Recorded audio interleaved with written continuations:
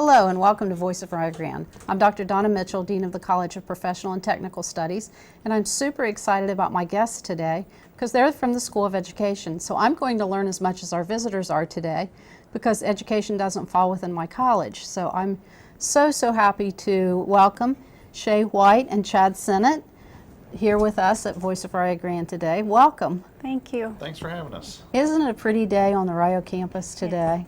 It's a beautiful day. The leaves are still kind of hanging in there, and it's beautiful. Students are out and about, and it just seems like a lot of activity and a lot of excitement. And we have a new president, so everybody's excited about President Smith coming in and some of the good things that will happen with him here. Yeah, and I was excited to hear about the new president out and about today, speaking with some of the students about their experiences here at Rio on campus. Yeah. So, Wanting to find out what we do well and where we always have areas for improvement, everybody does. Yeah. Well, I'd like to learn a little bit more about our two guests today. So which one would like to start to give us a little bit about your background? She's looking where at you me, went to so school. I guess Shay's I'm looking at you, Chad, so it might be you first. Yes. I'm an OU grad twice, Bachelor of Specialized Studies, and then I got a master's degree in education, curriculum instruction, and later courses in administration. And then I earned my career technical teaching license, which will be part of that story again from Ohio State University. I then went on to teach in a variety of schools, but where it pulls back around to where I am now was I was a career technical broadcasting teacher. I had my license in entertainment marketing was what it was in. So I taught broadcasting for a few years, and then I taught language arts. So here I am now. I'm working with career technical education students, which is in Ohio, and as is in most states. To get a career technical teaching license, you have to have 5 years of work experience in your career field. And once you have that, you're able to apply at various schools, and if you're hired, then you get your license, and then you take 27 hours of coursework. And that's where my job comes into play now, is I provide that training, that 27 credit hours of training in a certificate program to enable these students to continue on their capacities as professional educators. And they take color, and I go out and visit them in the field and that kind of thing. So the people that are your students are people who are already working in the field of education and coming back to get this certificate. Yeah, it's a really interesting thing because when we think of teachers, we think of 4 years of preparation at a college or a university. Some want a master's degree before they get into the classroom. The folks that come through my program, they've been hired over the summer. No background education whatsoever. Suddenly you'll be teaching in August, and they come to see me at the first part of August. We have a 6-day crash course.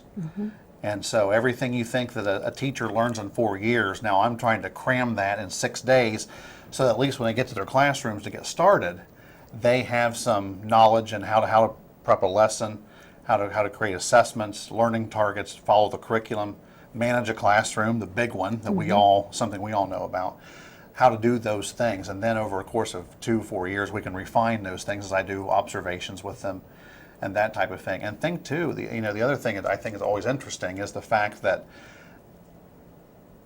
most of these teachers don't teach a 40-minute period. If you're a career tech educator, as you would well know, suddenly we're in classes 2.5 hours. So imagine trying to get through 40 minutes as a first-year teacher. They're dealing with 2.5 hour blocks many times of students. Well, I'm really glad that you're here because I went through a program very similar to what you're describing at Ohio State University, because I started teaching at Buckeye Valley Career Center, which was a branch of Buckeye Hills at the time in Allensville, Ohio. So I had to go through that training, and I had somebody come in and evaluate my teaching, and we sat down and he told me how I could improve, and it was extremely helpful.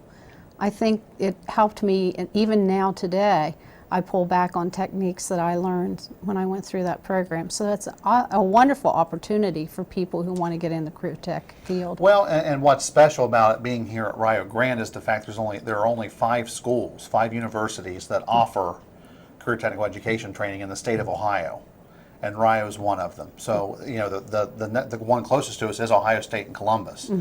So most of our, southern, southeast Ohio, even southwest Ohio now, we're getting closer, pulling in some students from around the Cincinnati area. They come to Rio for that training. So it makes us a very unique program as far as, something we offer in our School of Education that you can't get at some of our neighboring institutions. And what a wonderful service to the area also, that they can stay close to home. When you have children, when you have families, you don't have to go to Columbus to get this extra training. Yeah, and one thing we're working on now, we're converting it to a hybrid program. We're in the process of working on that now. We have, for example, I have some teachers in Swiss Hills. That's almost a 3-hour drive one way from here, and they come to class here on Saturdays, and I have to go do the observations that direction. So we're working to make it hybrid, so we lessen that burden. So again, as Rio looks to the future, and one of the things I've learned since I've been here is we're wanting to do more things online and try to reach more students that way. I think that's fulfilling part of that goal, to putting more things online, so that as technology gets better, to make education less of a delivery less of a barrier for our students. That's wonderful. Shay, could you give us a little bit of background about you? Well, I currently reside in Minford, Ohio. I have a son that's a middle schooler at Minford Middle School, and also live with my husband, Justin, and my daughter, Alexa. And Alexa is actually a freshman here at the University of Rio Grande this year, and she is following in my footsteps because I also graduated from the University of Rio Grande in the teacher education program in 1998. So Wonderful. yes.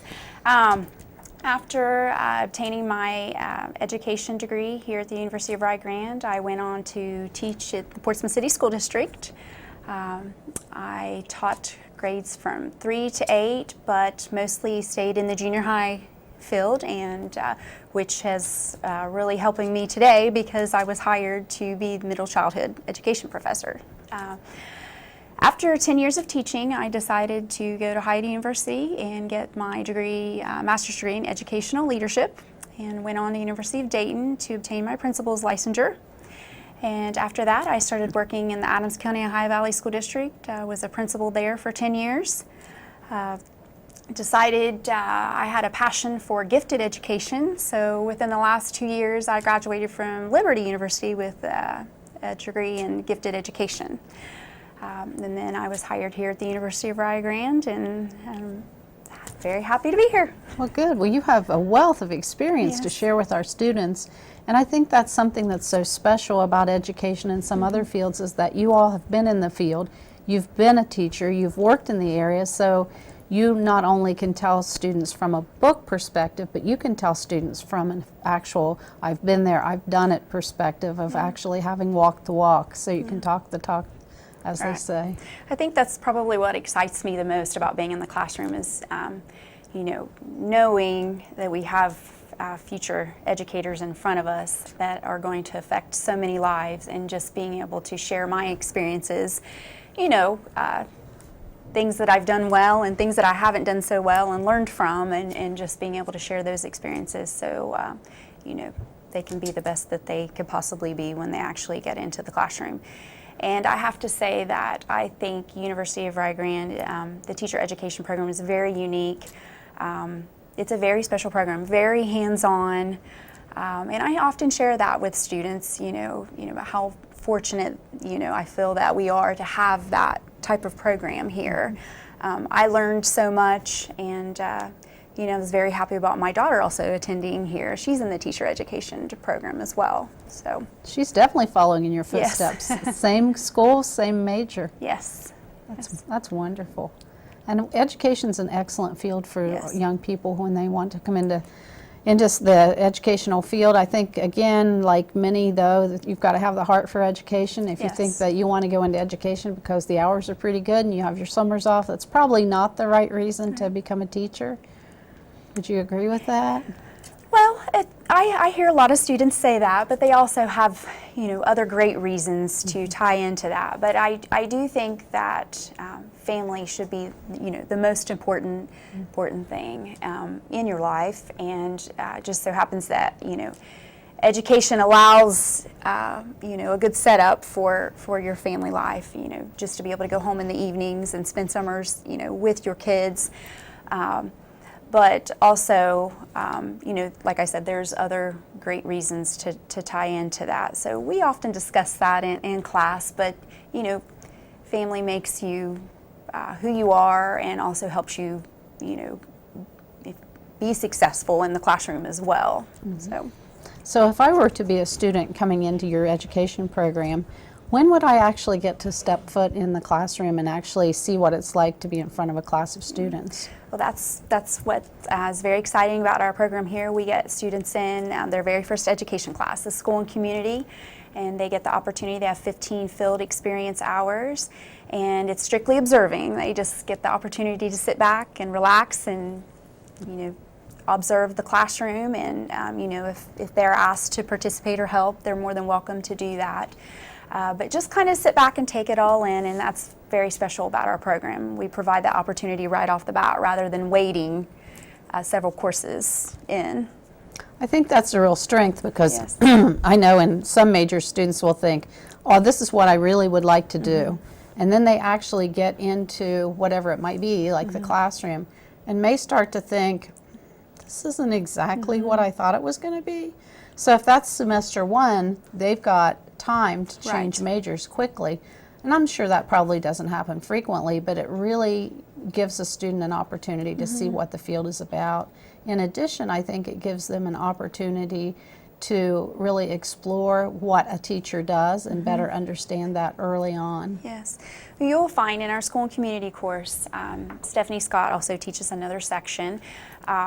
One of the things we have students do is they do a presentation on why I want to teach, and you will find that many students, almost all of them, have someone in their past that has inspired them a great deal to become a teacher, and they want to exhibit those same qualities throughout. But it's really different. When you actually step foot into the classroom, you see a whole other side of it. So That's wonderful. So tell me, what do you especially like about teaching at Rio? You've just been here how long? Just since Just fall? started in August. Well, I'm going to piggyback on what she said. It's amazing having gone to OU and Ohio State. Wonderful schools, wonderful. But here at Rio, it's kind of interesting. I'm here for office hours. I do a lot of observation work, so I'm not on campus as much as Shay would be. But when I am here, to see the students walking the halls, and everyone knows everyone's name. The faculty knows. I've had issues with students that came up that we need to be worked on, but suddenly everyone knows who that student is. The school secretary knows, Nancy Downs, who's terrific. Boy, I Definitely. wish we could pay her $1 million a year. But it's one of those things that everyone knows, and everyone now is working on that problem. I couldn't say that any professors I had, with some exceptions, knew who I was, and let alone the key leadership and the people working within the entire school. So I think that's a very special thing that I've seen here at Rio that I think that really sets us apart. And you talk about the field experiences, all that extra time going in there, that makes a huge difference from what I've seen at Rio. So I think it's a very special place just for that. I would have to agree with you because I was just in Woodhall, which is the building we're in now, in the lobby, and I saw one of the professors, and she's brand new as well, and saw 2 or 3 different students come in, and she not only spoke to them by name, but was asking about other classes they had and asking them to bring pictures of some of the work they were doing in their art class. And you could see the interest that the faculty members have in the student as a person, not just the student who's in my class for 50 minutes or an hour and a half, and then they're no longer my concern. It's almost like a family yes. atmosphere. I think, even outside of education, in any career field, to have people that can spend time, because the class sizes are so small, someone that can mentor you, and then help you get your career started, because you have those one-on-one interactions and connections. And I know this person at this institution. If you're thinking about grad school, I know this person in industry. Professionally, I can ship you off to that'll take care of you. Having that, we think about sports and so many things. We want one-on-one. We'd like to pay to have one-on-one instruction or help. When you come to a school like Rio Grande, that's the kind of attention you get from the professionals that work here. You get that more individualized attention, and I think that's one of the strongest. I think it's one of the strongest things this university has to sell. I know the education program is one of the star programs from the university. I came here quite a few years ago, and when I came, all I ever heard was education. Education was what Rio was known for. And the principals and superintendents would call Rio and say, we need X number of teachers. And they would take as many teachers as Rio could produce, and I know that hasn't changed. So I always thought, I was in another field, I was in the nursing field, and I thought from the time I was a young faculty member, I want to catch education. I want what they've got. I want to be proud and well known throughout the region. Oh, you're from Rio Grande and this is your premier program. So I applaud the education program because it has been that kind of a program for years and years at Rio. And I also, a lot of people, from the Memphis area or just Scioto County in general that come here for, their undergrad or masters, I have never heard anyone say anything negative about the education program, just always have very good things to say. So I think you're maybe doing some tweaks or changes to the curriculum a little bit. Can you tell me just a little bit about that so our listeners will understand what's happening? Because none of our programs are stagnant, right? As things change, our programs are Well, sure, and I mentioned previous about career tech. We're switching to hybrid, so we're doing some curriculum revisions there to streamline the program and to make it a little better for students, more convenient, but certainly still covering all the things we once covered. So we're going through a major program revision there. The state just made a change from a 4-year license to a 2-year license. So now we're kind of tweaking things to make sure that happens that way. And one of the things in career tech that I think, and hopefully we'll be having this discussion down the road, we have students that study welding and nursing and those type of things. And obviously I want to work with our teachers to explore opportunities they have to bring some credits, possibly here to Rio Grande, so we can take those students that are learning all these wonderful things in Southern and Southeast Ohio at our various career centers and our comprehensive high schools, and they can continue their educations here at Rio Grande. So we're wanting to facilitate those type of things too. So we're very excited about those opportunities. And I guess also here in the teacher education department, we are very fortunate to have the pre-K through 3, K-12 dual licensure.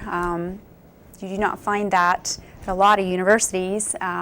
So that is one of the reasons that my daughter decided to come here. It very much attracted her to the teacher education program here.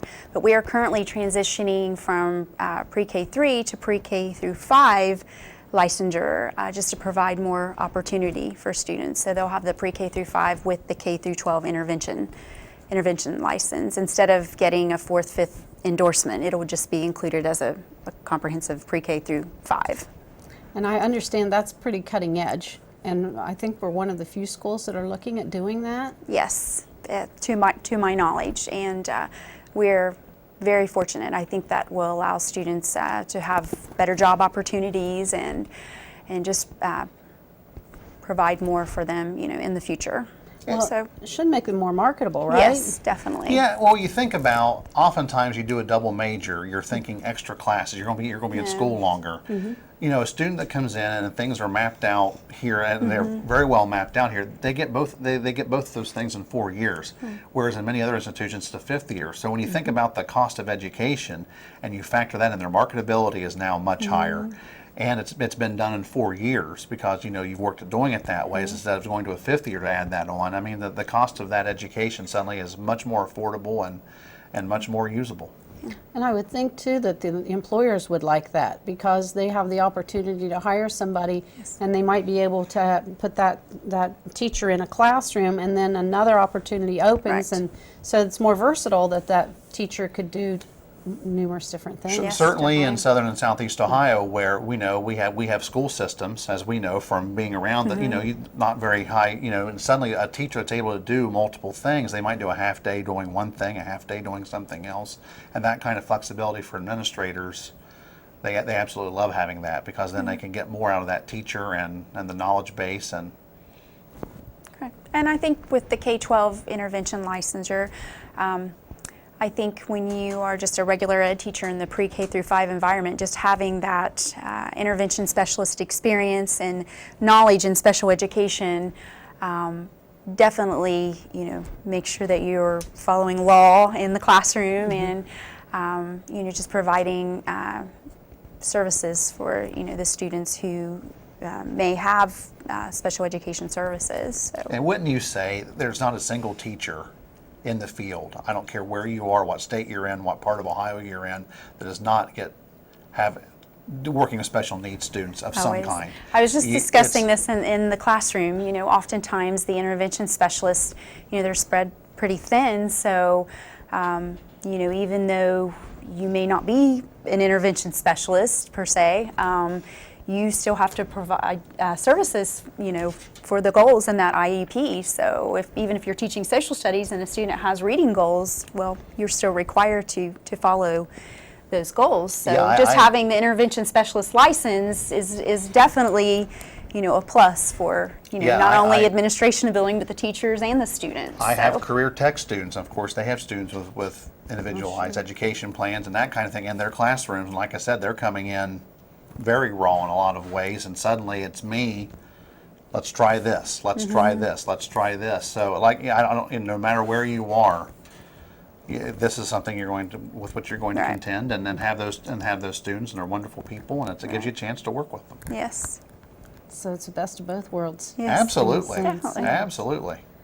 Well, I think Rio has a lot to offer a student of any age, and I think sometimes we think about our students coming in as being directly out of high school. But do you have students in the education program who maybe have come back to school after not going to college right out of high school, or maybe they're changing careers? Absolutely. I can think of a couple off the top of my head, and we just actually had this discussion the other day about, I can remember being here at Rio and having more of a non-traditional student in my classroom, and I learned so much from them. And if I ever need anything, just kind of a shoulder to lean on, they're almost like a mom. But we actually, have those situations now, and we've actually, that person has shared to the other students, if you ever need anything, I'm here, a lot of life experience. So that's another thing about having such small classrooms and very one-on-one and everybody knowing each other. So just those extra resources. Well, the 5-year work requirement for me, I think my youngest student in my program currently is 27, and I have some in their late 50s, early 60s. So just by virtue of how they get licensed in my program creates that opportunity. But schools, I think, are very eager to hire people that are middle-aged, even older, because they do have life experience. They know how to work. They've held jobs previously, and they've gone back to school. That some of them have raised families, done whatever, and they come back to school, so now they know how to manage their time and take care of all those things. So it creates for a wonderful learning environment when you actually have young people, and you have people that are coming back to school after being out for a number of years. And like I said, employers, especially in education, they enjoy having teachers, of a certain age that come back to work in the classrooms. So what would you say, either of you, to a potential student who says, I've always wanted to be a teacher, but out of high school I got married, and I've worked, but I really have never been in college. I don't know if I can do it. First generation college, and I'm not that 18-year-old kid anymore. I'm 35 or 40 or 45, or I'm 50 or 55 even. It's interesting. Just had this discussion with one of the non-traditional students in one of our classes the other day, and she actually explained to students that that's how she felt before coming, just very hesitant, doubting herself. And here she is doing very, very well. So I would definitely try to get that student in touch with a student such as the non-traditional student I have in my class now, and they could talk, and I think alleviate any of that hesitation. And certainly, if a student would be interested, no matter, regardless of their age, our building, Anniversary Hall, we're always in there. Someone could certainly pop in, and certainly, we have the kind of offices, doors are open, people can always pop their head in. Come talk with us. We can, obviously sit with them and spend as much time as they would need, and say, here's what the profession is. This is where your experiences would be valued, and we'd certainly welcome people to come into our buildings and talk to us about that. As well as transfer students, right? Oh, You're absolutely. willing to take transfer students Absolutely. as well. Yeah. Everyone's welcome here. We want folks here. This is a beautiful campus. There are a lot of good things going on here. And like I said, the beautiful part of the whole thing is it's so welcoming, so small. that everyone feels included and taken care of, and like I said, that personal touch you cannot get anywhere else. Yes, definitely. Well, I have a little anecdote that I'd like to share from a friend of mine, and her daughter went to school at another school, didn't come to Rio, and she had been in college for about 3 years, and she just wasn't feeling nurtured. She wasn't feeling like it was the right place for her, although originally she thought that she had made the best decision. So she transferred to Rio and transferred to the nursing program. She was immediately met with a very welcoming experience, went into the classroom, and she said, I felt like I was home. I felt like I was where I belonged. And I almost tear up when I tell the story because I watched her walk across the stage, and I cried when she walked across the stage. And now her brother has had a similar experience at another school and felt like he just really wasn't where he belonged. And guess where he is?